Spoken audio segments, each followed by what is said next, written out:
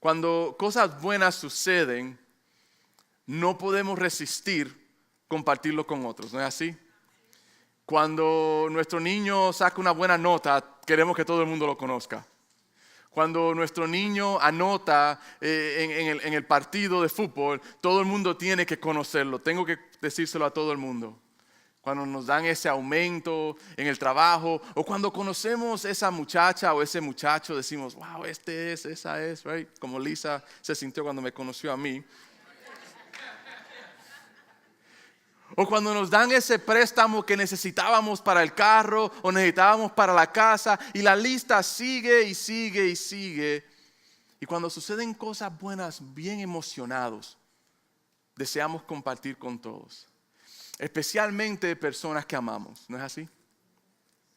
Este proceso de compartir un evento positivo con otras personas en la psicología se llama capitalización. Ese es el término que se usa en psicología. En la revista El Diario de Personalidad y Psicología Social, el pastor tiene todo esto. No, I don't read this stuff. En el 2016 salió un artículo que se titulaba ¿Estarás allí para mí cuando las cosas salgan bien? Respuestas de apoyo a la divulgación de eventos positivos, right? Estoy seguro que usted está loco por llegar a la casa y leer este artículo, ¿verdad? Pero hay algo interesante que vi en el artículo, porque tuve que leerlo para poder hablarles a ustedes de esto. Dice que hay 4 tipos de respuestas a la ya no puedo ni decir la palabra, capitalización. Está número 1, la respuesta número 1 es una respuesta activa, pero destructiva. Esta es una que degrada el evento. Si usted viene a donde me dice, pastor, me dieron un aumento en el trabajo, yo le digo, ¿estás seguro? Quizás no cometieron un error. Esa es la forma de responder de una manera activa, destructiva. Está la segunda forma de responder, que es una forma pasiva, destructiva. En realidad es ignorando el evento y cambiando el tema. Si usted viene a donde mí y me dice, pastor, me han dado un aumento en esta semana, yo le digo a usted no se imagina qué es lo que me ha sucedido a mí esta semana. La tercera respuesta o forma de responder a buenas noticias de otras personas es pasiva, constructiva. Es un apoyo discreto, es un apoyo más silencioso, un poquito más indiferente. Si usted viene a donde mí y me dice, pastor, me dieron un aumento en esta semana, yo le digo a usted, oh, that's nice. Qué bueno. Y está la cuarta o el cuarto tipo de respuesta, que es la que en realidad es la que es positiva, y es una respuesta activa, constructiva. Es un apoyo entusiasmado. Usted me dice, pastor, esta semana me dieron un aumento en el trabajo, y yo le digo a usted, wow, eso es increíble, hermano, felicidades, usted se lo merecía. Esto obviamente es una enseñanza para las parejas, pero hoy no estamos aquí para eso. Pero quiero retarte en este día con esta pregunta, y pon mucha atención.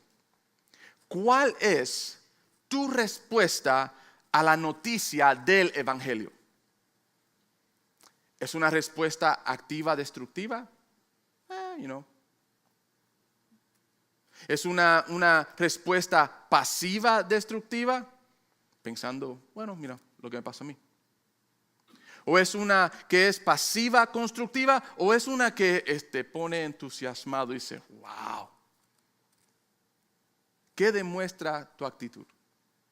¿Qué demuestra tu corazón y qué demuestra tu vida? Porque ahí es donde está la respuesta a esa pregunta. Con eso quiero ir a 1 Corintios capítulo 15.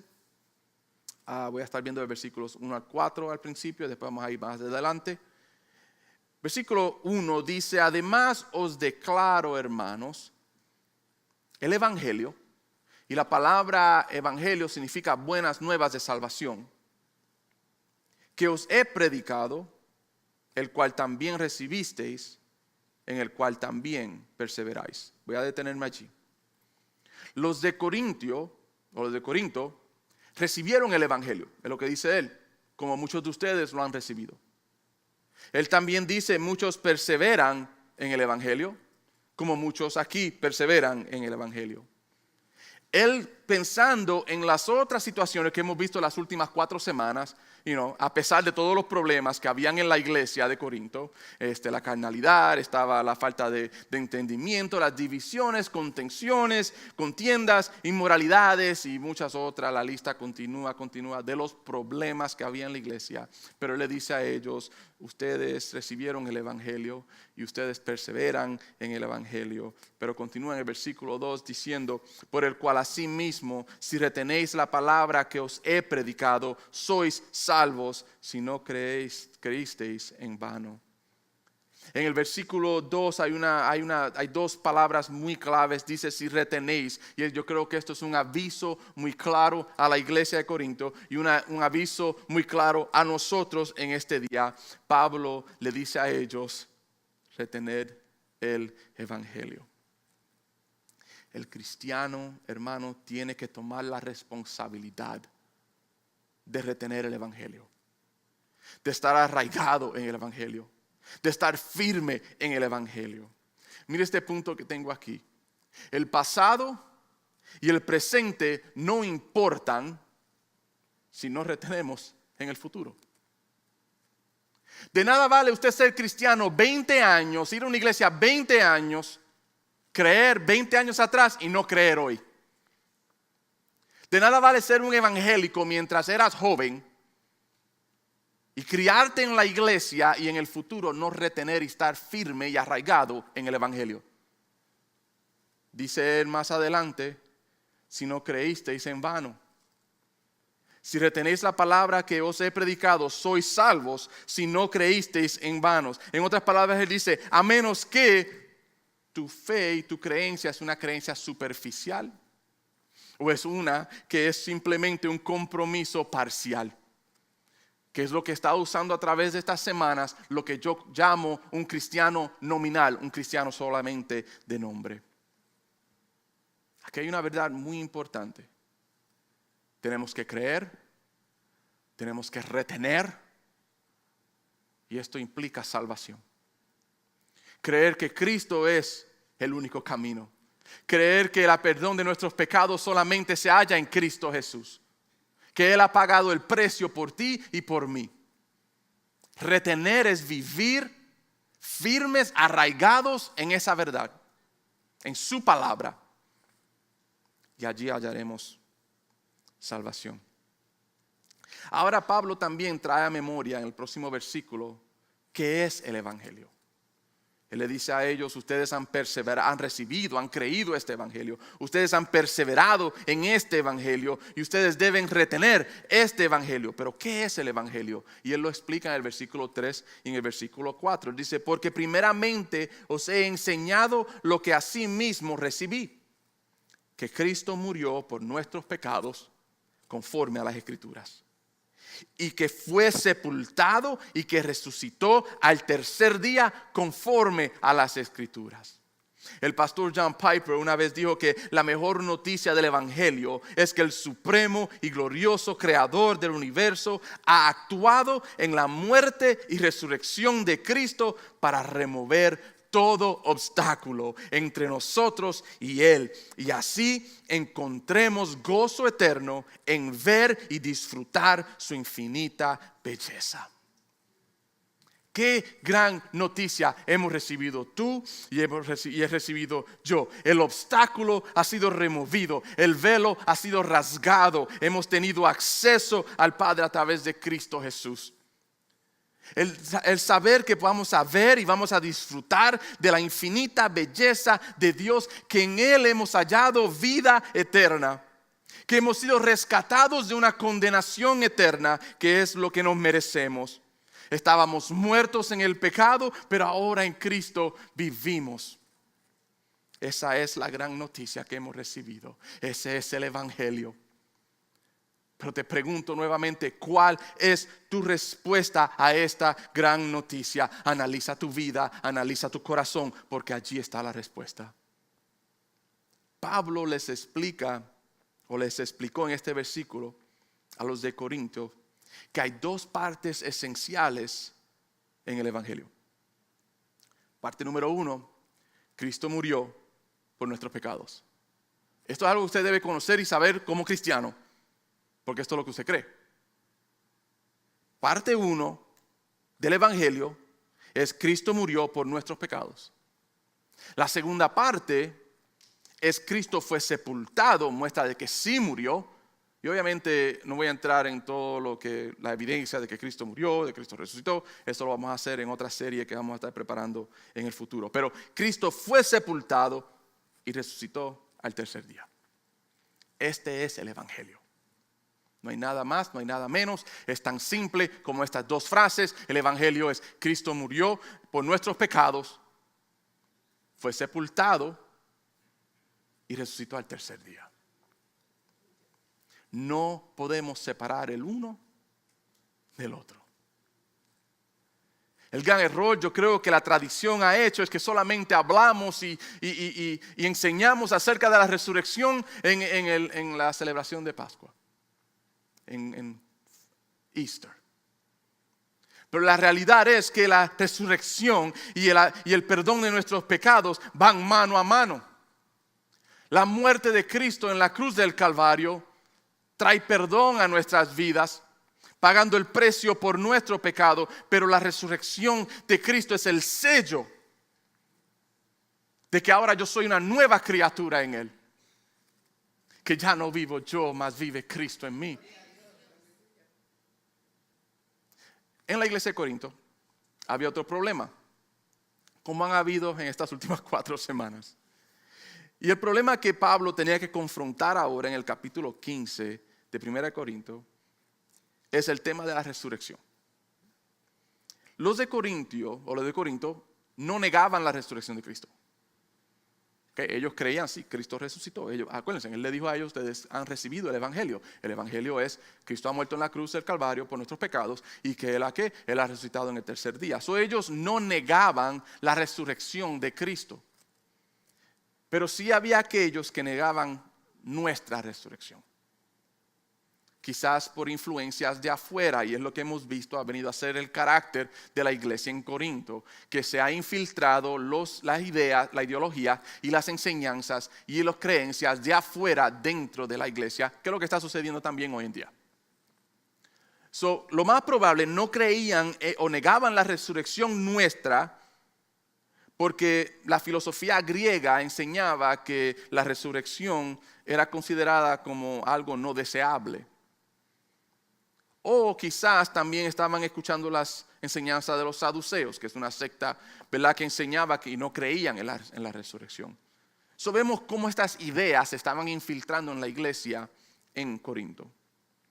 Con eso quiero que vayamos a 1 Corintios 15, 12 al 19. El capítulo es largo, ya después usted en la casa léalo todo, pero solamente vamos a ver del 12 al 19.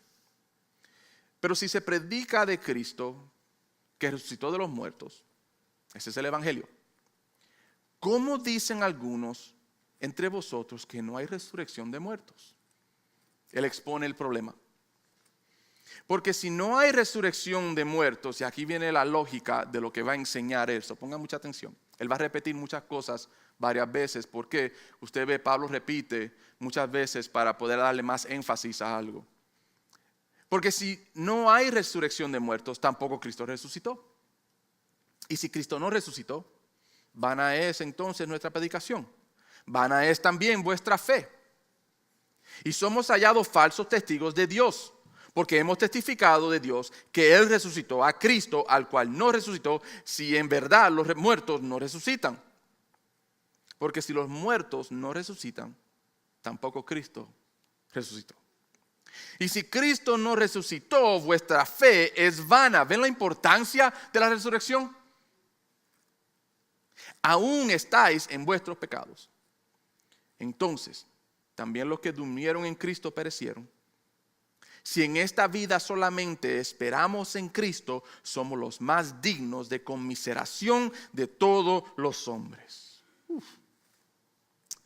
Obviamente lo que él está haciendo aquí está trayendo corrección, está corrigiendo a la iglesia, diciendo, y traté de hacerlo lo más simple posible: si no hay resurrección en nosotros o para nosotros, tampoco Cristo resucitó. Y si Cristo no resucitó, vano es el evangelio que yo les he predicado a ustedes. Vano es el evangelio. Dos partes. Cristo murió en la cruz del Calvario y ha resucitado en el tercer día. Pero lo que yo quiero hoy es entrar profundo en dos versículos. ¿Ok? Versículo 17 y el versículo 19. Vamos al 17. Y si Cristo no resucitó, vuestra fe es vana. Aún estáis en vuestros pecados. Lo que Pablo dice en otras palabras es, si Cristo no resucitó, Cristo no puede salvar. Eso es la enseñanza que está dando él. Si ustedes piensan o creen que Cristo no resucitó, significa entonces que Cristo no puede salvar. Pero algo que yo sí sé, algo que Pablo sí conocía, que Cristo sí resucitó de entre los muertos y que Cristo solo puede salvar. Es como Pedro delante del concilio junto con Juan en Hechos 4:12, él dice, y en ningún otro hay salvación porque no hay otro nombre bajo el cielo dado a los hombres en que podamos ser salvos, hermanos. Y esta es una gran noticia para ti y para mí. Como el pastor y evangelista Billy Graham decía, salvación siempre es buena noticia. ¿Cuál es tu respuesta a esta gran noticia? Te reto a que examines tu vida. John Piper también había añadido, cuando el corazón deja de sentir la realidad del infierno, el evangelio pasa a ser de buena noticia a simplemente noticia. Al persistir, vivir en el pecado, tú haces una declaración.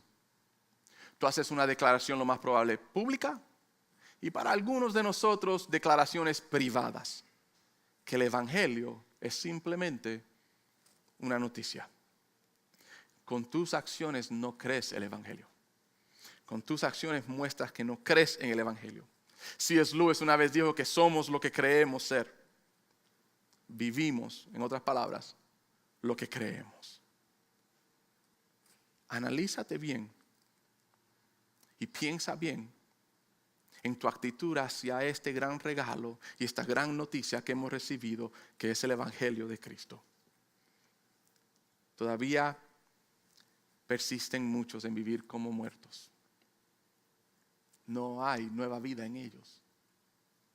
Quiero ir a varios versículos que hablan acerca de este mismo tema. Mismo Pablo en 2 Corintios 5:17 dice, de modo que si alguno está en Cristo, nueva criatura es.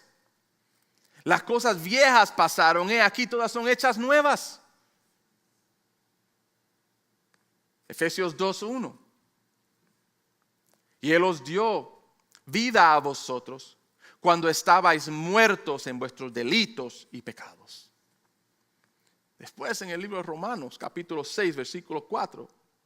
Porque somos sepultados juntamente con Él para muerte por el bautismo, a fin de que como Cristo resucitó de los muertos por la gloria del Padre, así también nosotros andemos, ¿qué?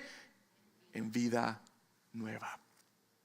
Romanos 6, más adelante en el 11 y 14. Así también vosotros consideraos muertos al pecado, pero vivos para Dios en Cristo Jesús, Señor nuestro. No reine pues el pecado en vuestro cuerpo mortal, de modo que lo obedezcáis en sus concupiscencias.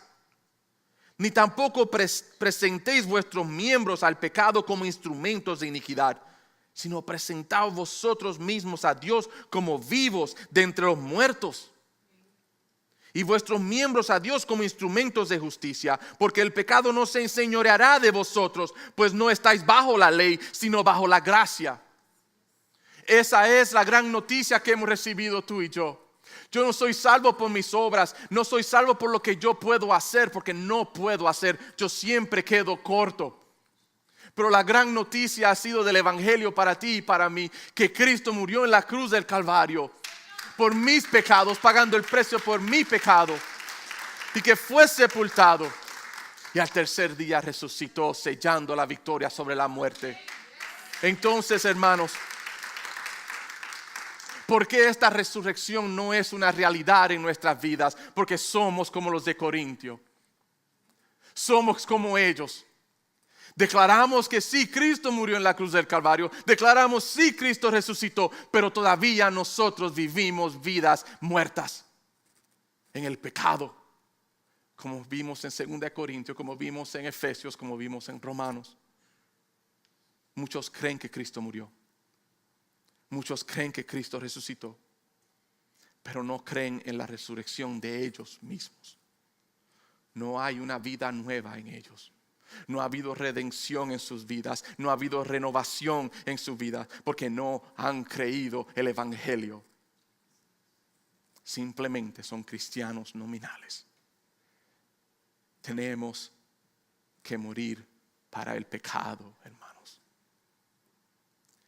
Tenemos que morir para el pecado y tenemos que vivir para Cristo. Creo que este problema de esta actitud o esta respuesta a la gran noticia del evangelio realmente viene de lo que nosotros estamos enfocados. Y muchos están enfocados más en esta vida. Estamos enfocados más en esta vida que en la vida eterna. Y ese es el tema que entra en el versículo 19, que es el otro versículo que yo quiero entrar. Dice él, si en esta vida solamente esperamos en Cristo, somos los más dignos de conmiseración de todos los hombres.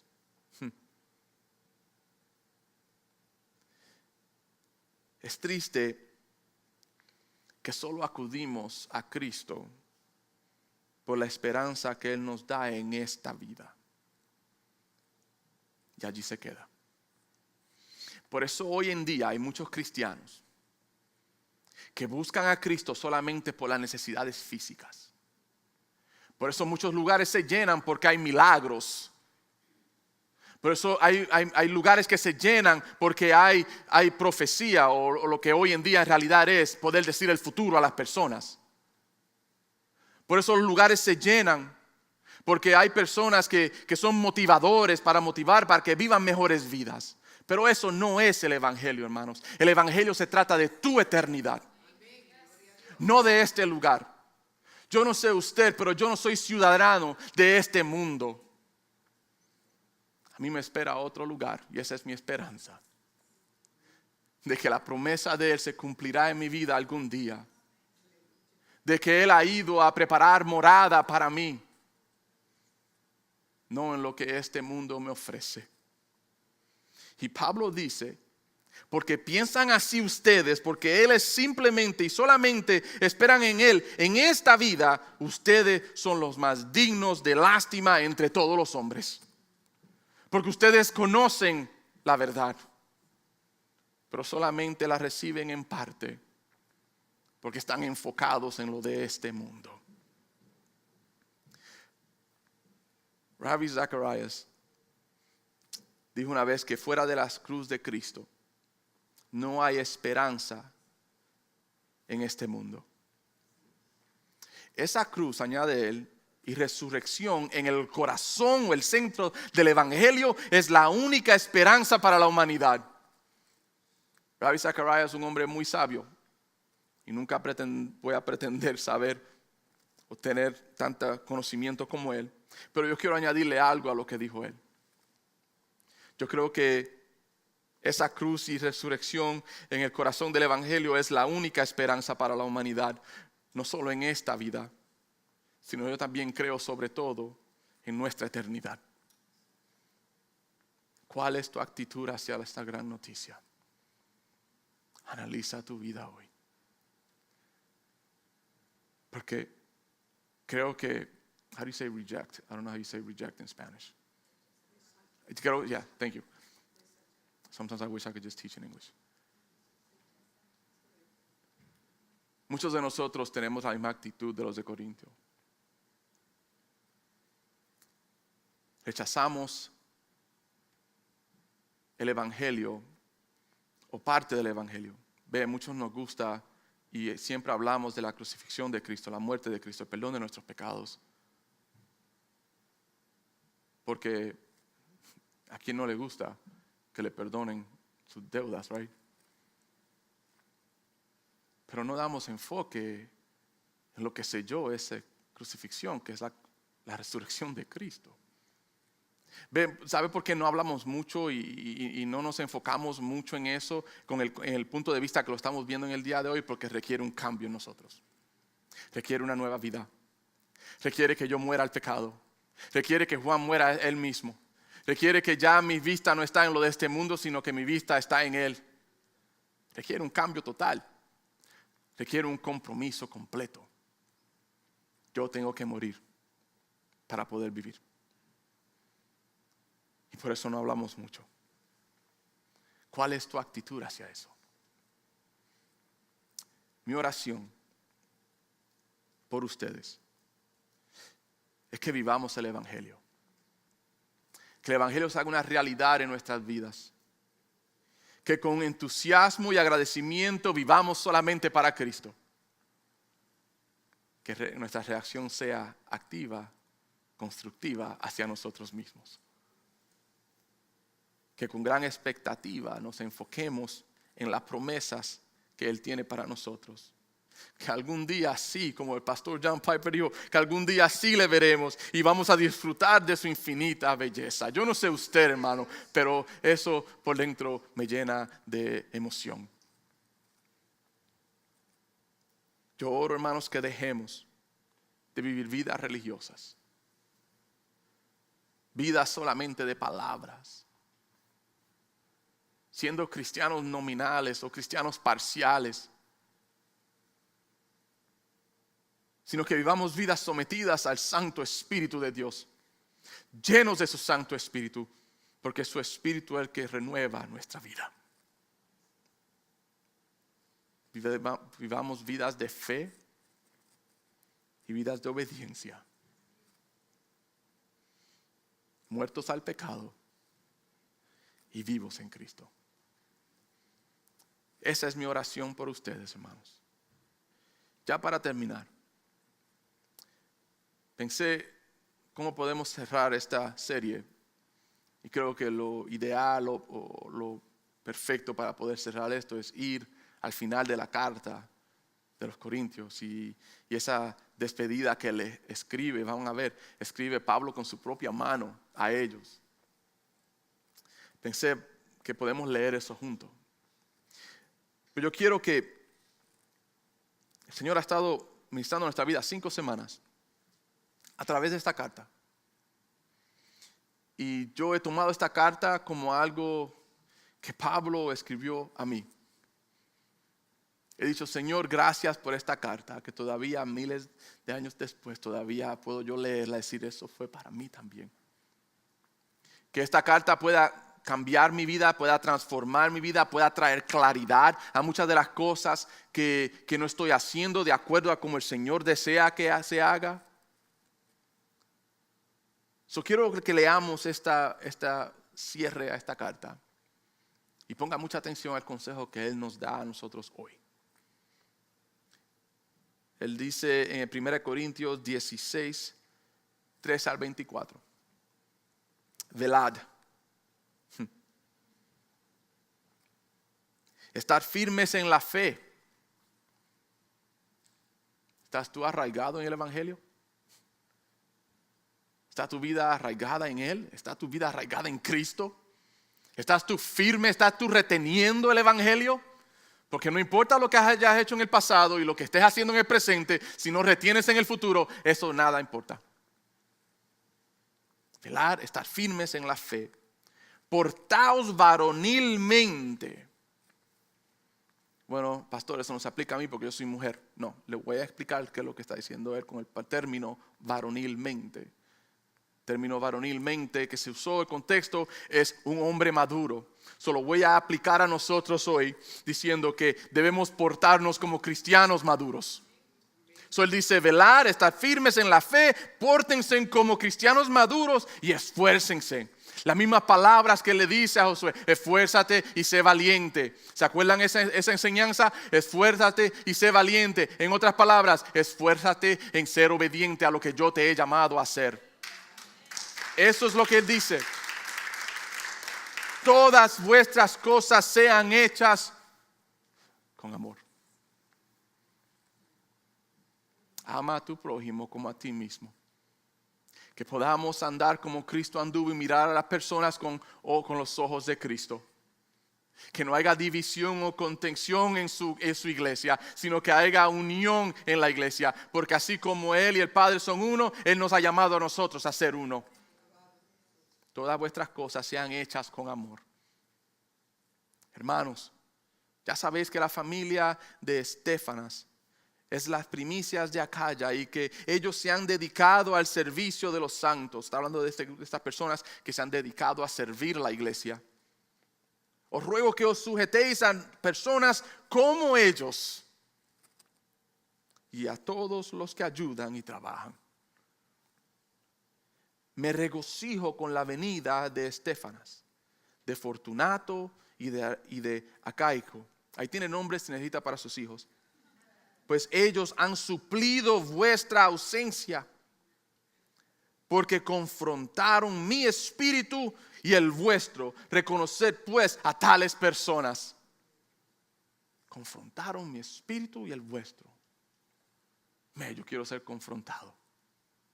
Yo quiero que Dios ponga personas alrededor mío que van a confrontar mi vida, que van a confrontar mi pecado.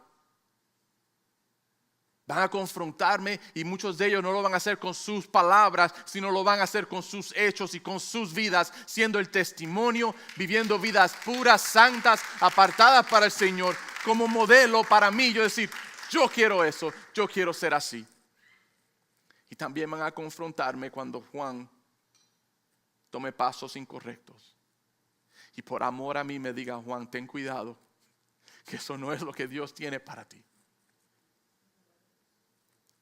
Las iglesias de Asia os saludan. Aquila y Priscila. Y estos nombres son nombres muy especiales en la iglesia de Corinto. Con la iglesia que está en su casa, os saludan mucho en el Señor. Os